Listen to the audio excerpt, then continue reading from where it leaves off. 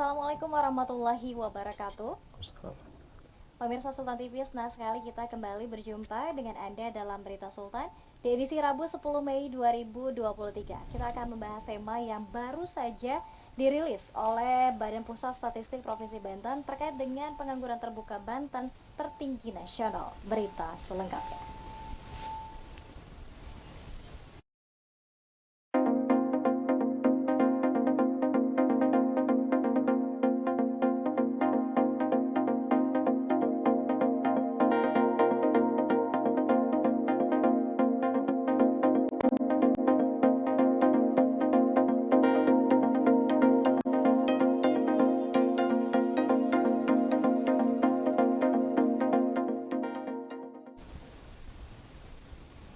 Ya, pemirsa Sultan TV, seperti kita ketahui bersama bahwa pada awal bulan Mei, Badan Pusat Statistik atau BPS Provinsi Banten ini mencatat Provinsi Banten masih menjadi daerah yang paling banyak penganggurannya dibandingkan dengan kawasan atau daerah lainnya yang berada di Indonesia.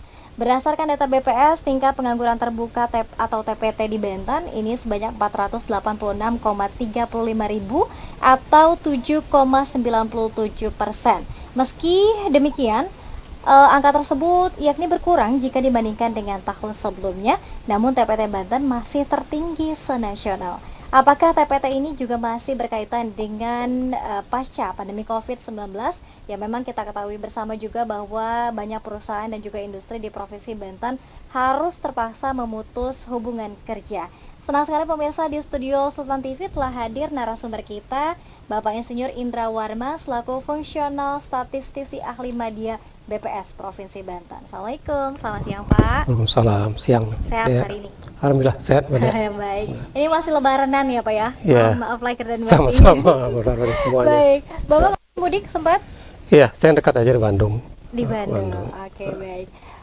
Mungkin boleh diceritakan dulu Pak, nih beberapa waktu lalu BPS sudah merilis data apa saja yang kemudian yang sudah dirilis oleh BPS Provinsi Banten pada awal bulan Mei kemarin. Ya, terima kasih Mbak Dea.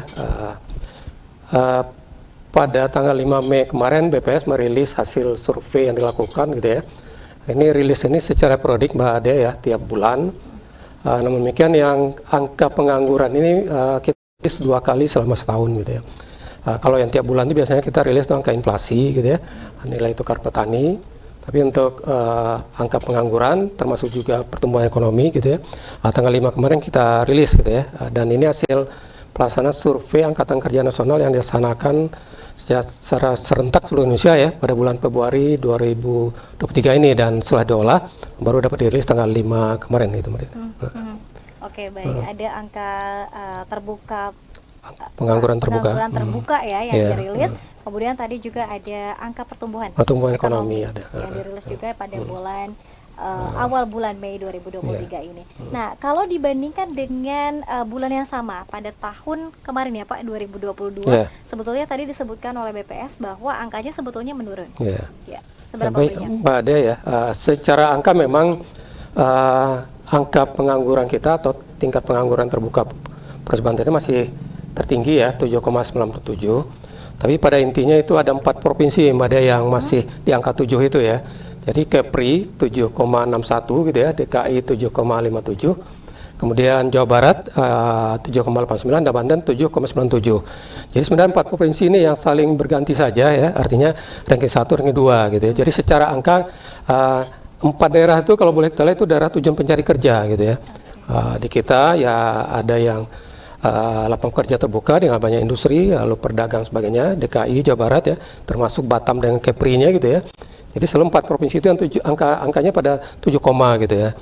Namun demikian kalau boleh kita juga agak sedikit mengapresiasi lah ya swasta atau pemerintah daerah dibandingkan dengan tahun 2000 angka Februari 2022 yang 8,09 itu terjadi penurunan angka pengangguran sebesar 0,56. Jadi walaupun kita masih tertinggi, tapi terjadi penurunan yang cukup signifikan, Pak. Karena 0,56 itu secara nasional itu kita ranking 2 capaian penurunan itu. Yang pertama tuh Bali itu turun 1,10 poin gitu ya. Dan Bali ini memang kita pahami waktu pandemi gitu ya, pariwisata sangat tidak tidak menguntungkan lah bagi Bali. Dan setelah pemulihan sekarang kembali hidup, ya dia cukup cepat ya penyerapan kegiatan usaha ekonominya kembali bergerak dan lapangan kerja terserap. Dan mungkin seperti itu juga Banten ya, nomor 2 Mbak itu ya, 0,56, yang lainnya 0,0 lah gitu ya. Jadi ini sisi positif yang mudah-mudahan kedepannya juga semakin mampu diciptakan lapangan kerja gitu ya, penyerapan lapangan kerja ini, sehingga Banten bisa lebih di bawah angka 7 lah kalau bisa kan. Walaupun memang tidak bisa kita pungkiri, memang daerah kita daerah tujuan pencari kerja gitu ya, dan disitulah bersaing ya pencari kerja dari luar dengan kita di sini, ya disitulah kita harus meningkatkan SDM kita di Banten gitu. Gitu, Baik, apalagi mungkin kalau kita ketahui juga ini biasanya ada fenomena pasca Lebaran, saudara dari kampung ini ikut serta untuk mencari kerja ke Provinsi Banten, ada juga ya Pak? Ya, itu juga ada, tapi kita tadi yang saya sampaikan surveinya ke Februari. Sementara Lebaran kemarin kan di bulan April ya, mungkin belum terpotret. Tapi memang ini capaian-capaian itu juga dampak dari pemulihan ekonomi yang mungkin pengetatan kegiatan usaha sudah mulai berkurang setelah pasca Covid sebelum 2022 kemarin gitu. Oke. Ini ada menarik ya, dari satu sisi memang kalau kita lihat angka pengangguran terbukanya masih tertinggi senasional, namun penurunannya ini kedua senasional setelah Bali tinggi sekali. Ini berarti masih ada kaitannya dengan pemulihan nasional tadi dan juga pasca pandemi COVID-19 Pak? Ya, kita dari kemarin juga dirilis angka pertumbuhan ekonomi gitu ya, dan Banten tumbuh sebesar 4% ya, pertumbuhan ekonominya dibanding triwulan pertama di tahun 2022. Jadi perekonomian kita mulai tumbuh lah 4,68% gitu ya, dan itu disumbangkan di sektor industri 4,32%. Artinya nilai tambah yang dihasilkan itu lebih tinggi dibanding tahun lalu ya, yang kita namakan dengan laju pertumbuhan ekonomi gitu ya. Lalu industri di 4,32, perdagangan 4,23 ya. Berikutnya juga transportasi dan pergudangan 19,42 gitu ya. Dan industri ini pertumbuhan terbesar, sementara memang kontribusi sektor industri di PDRB kita itu tertinggi 30,72% ya. Kita daerah ya Tangerang, Serang Raya gitu ya, dan juga Cilegon itu merupakan daerah industri lah gitu ya. Dan itu tentu akan dengan pemulihan itu tentu yang tadi misalnya waktu Covid ada beberapa perusahaan merumahkan dulu pegawainya atau sampai harus menghentikan ya. Nah kemarin dengan geliat ekonomi makin baik, ya mereka membutuhkan kerja, kembalilah yang tadi ini masuk lagi ke lapangan kerjaan gitu ya. Jadi mulai kelihatan, dan tidak lupa kalau kami catat ini juga mulai tumbuh kegiatan yang UMK. Karena kemarin misalnya ya, kalau boleh kita ini kan ada keterbatasan pasaran lah, sekolah belum dibuka misalnya ya, jadi pedagang-pedagang kecil itu nggak bisa berdagang, dan ini sudah mulai kelihatannya ada, dan itu masuk ke lapangan kerja gitu. Oke. Nah kalau penyumbang terbanyak Pak, apakah juga masih terkait dengan tadi yang Bapak sebutkan adanya pemutusan hubungan kerja ketika COVID-19, dan kemudian kalau boleh dilihat ini dari segmentasi gender ya, lebih banyak perempuan dan laki-laki kah, dan juga seperti apa usianya Pak? Jadi ini menarik juga bahwa kalau kita lihat itu di kondisi tahun 2003 gitu ya,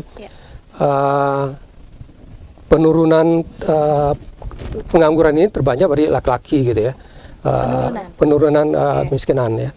Jadi masih yang tertinggi itu pengangguran kita di kelompok perempuan ya, sebesar 8,43, sementara laki 7,70 gitu ya. Dan ini angka ini masih tinggi karena memang kemarin pada saat pandemi ibu-ibu rumah tangga cenderung turun untuk ikut bekerja, Mbak Dia. Jadi suaminya misal dirumahkan, dia terpanggil, ya dia berdagang depan rumah atau sebagainya ya waktu Covid. Nah, sekarang mulai dia karena lapangan kerja dibuka dan cenderungnya tanggung jawab laki-laki gitu ya. Yang tadi kerja sambilan para ibu-ibu atau yang perempuan itu kembali ke rumah tangga sebagainya. Jadi situ terjadi penurunan pengangguran, angka itu di perempuan masih tinggi daripada laki-laki lah gitu. Walaupun itu sebenarnya kalau masyarakat masuk ke misalnya perempuan menjadi mengurus rumah tangga itu tidak masuk angkatan kerja lagi. Jadi mereka nggak dianggap. Jadi pengangguran itu kalau dia mencari pekerjaan dan sampai saat itu belum mendapat pekerjaan itu pengangguran. Tapi kalau dia sekolah, dia mengurus rumah tangga atau para pensiun yang sudah tidak mencari kerjaan lagi itu nggak dianggap mereka sebagai angkatan kerja, jadi masuk pengangguran gitu ya. Oke, Gitu juga. tidak terhitung sebagai Ya, pengangguran di ya posisi. makanya kita juga dorong gitu ya, anak-anak yang usia sekolah, usia kerja atau usia sekolah itu kalau memang ada keinginan ya lanjut sekolah dulu lah gitu ya. Jangan hanya langsung terjun ke dunia usaha atau pekerjaan gitu ya. Ya kalau memang ada kemampuan untuk menyekolahkannya sebagainya gitu.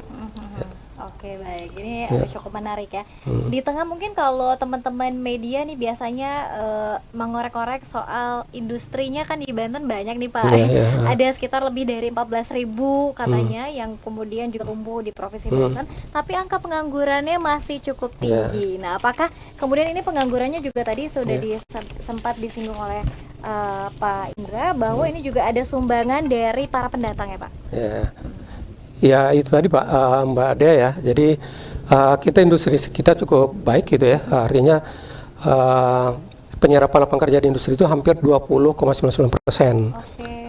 Lalu 20,83 itu di perdagangan. Ya kasat mata sekarang perdagangan sudah mulai bergeliat lagi lah gitu ya, banyak ya dengan segala macam jenisnya.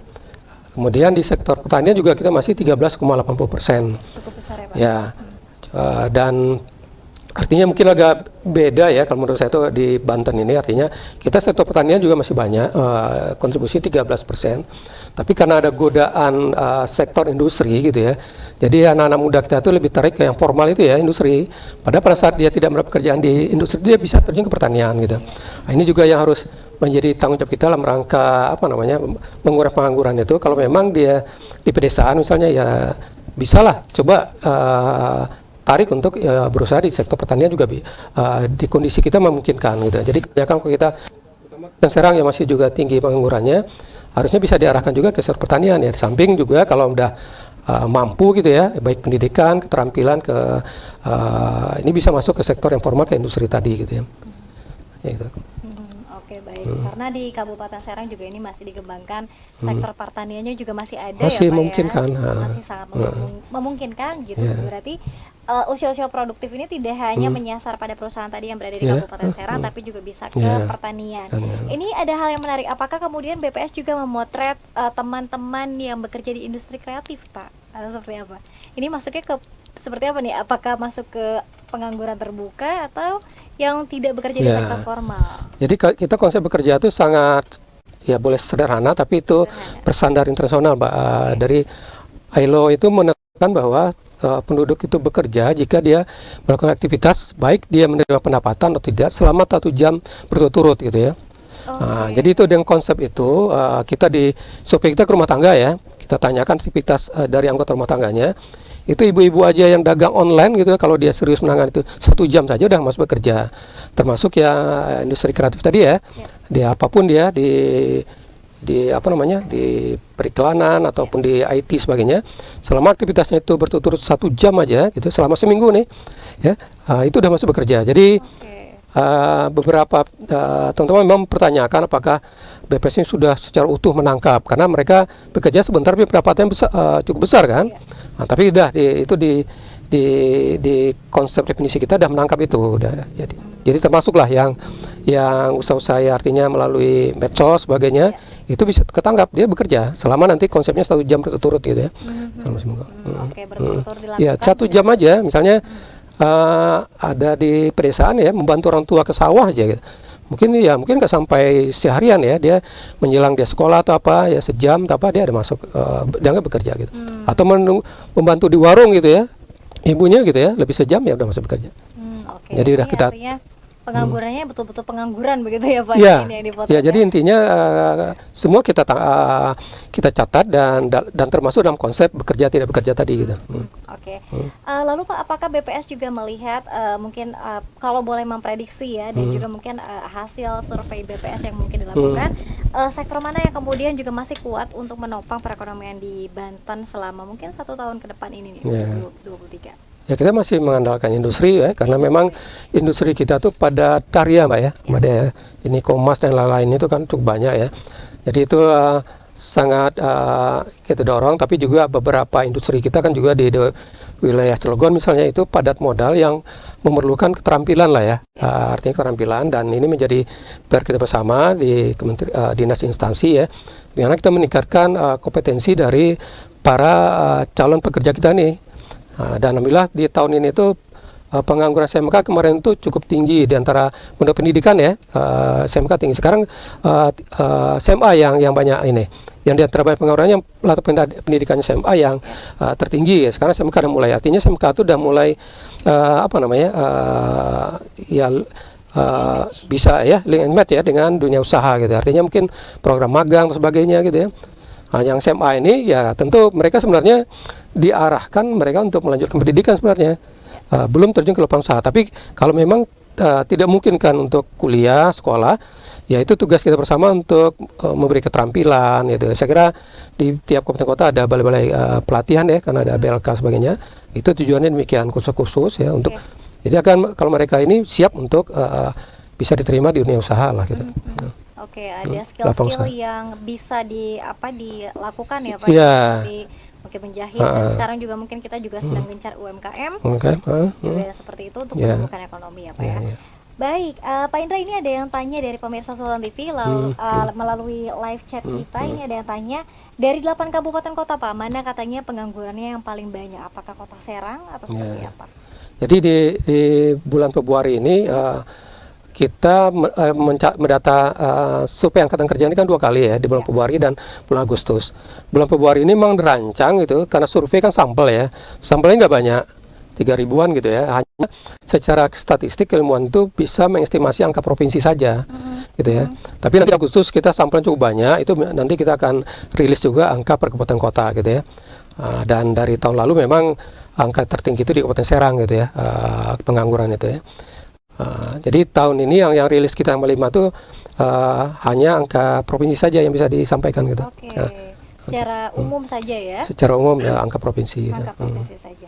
Oke, baik. Nah, ini ada yang tanya, mungkin sebetulnya tadi sudah sempat disinggung oleh Pak Indra terkait dengan teman-teman kita yang bekerja secara online nih Pak. Seperti apa surveinya dari BPS?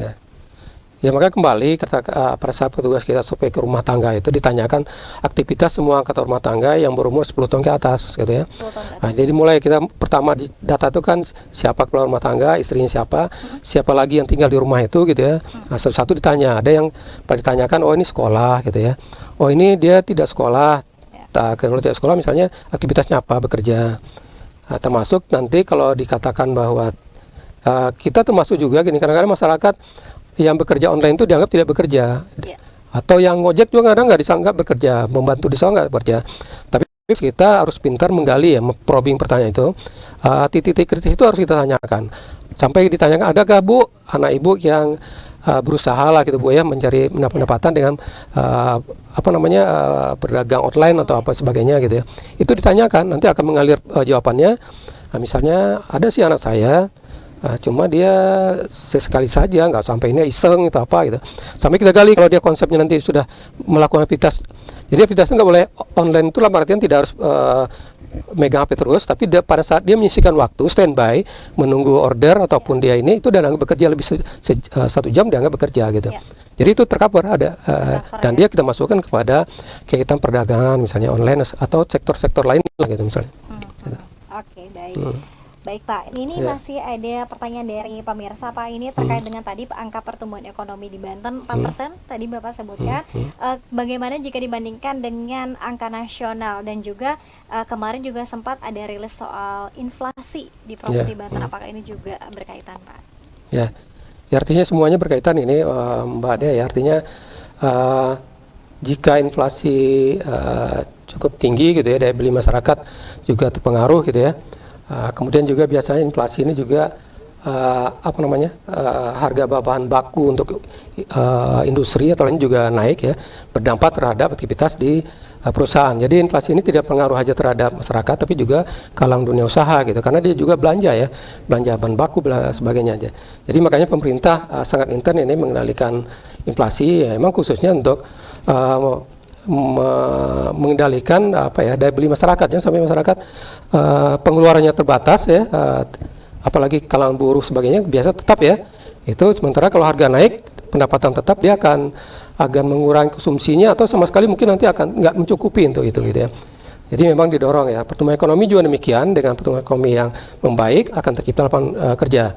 Karena maaf aja kemarin kayak Nikomas atau apa kan kita dengar juga ada penawaran pengunduran diri ya. Karena mereka melihat biaya produksi ataupun yang barang pasarannya mulai menurun ya di tingkat ekspor sebagainya, akhirnya mengurangi. Jadi ini semua memang harus dijaga gitu ya. Artinya pemerintah pertumbuhan ekonomi dijaga, lalu inflasi dan penciptaan lapangan kerja yang berkaitan dengan pengangguran inilah. Gitu. Oke, baik. Kita ke pertanyaan terakhir Pak Indra. Ini ada yang tanya soal kesempatan lapangan kerja yang ada di Provinsi Banten ini sebetulnya masih banyak atau seperti apa? Ya, secara ininya peluangnya masih ada seperti kita sampaikan tadi. Ya ini memang tidak ada penelitian lebih mendalam ya. Tapi memang daerah kita ya, daerah Tangerang Raya sebenarnya biasa dekat ibu kota gitu ya. Banyak juga pencari kerja mungkin tujuannya ke Jakarta. Pada saat di Jakarta kondisinya mungkin secara biaya hidup tinggi di sana ya. Lagi mereka tinggalnya mungkin daerah kita dulu, daerah Tangerang Raya sebagainya, sambil dia mencari pekerjaan gitu.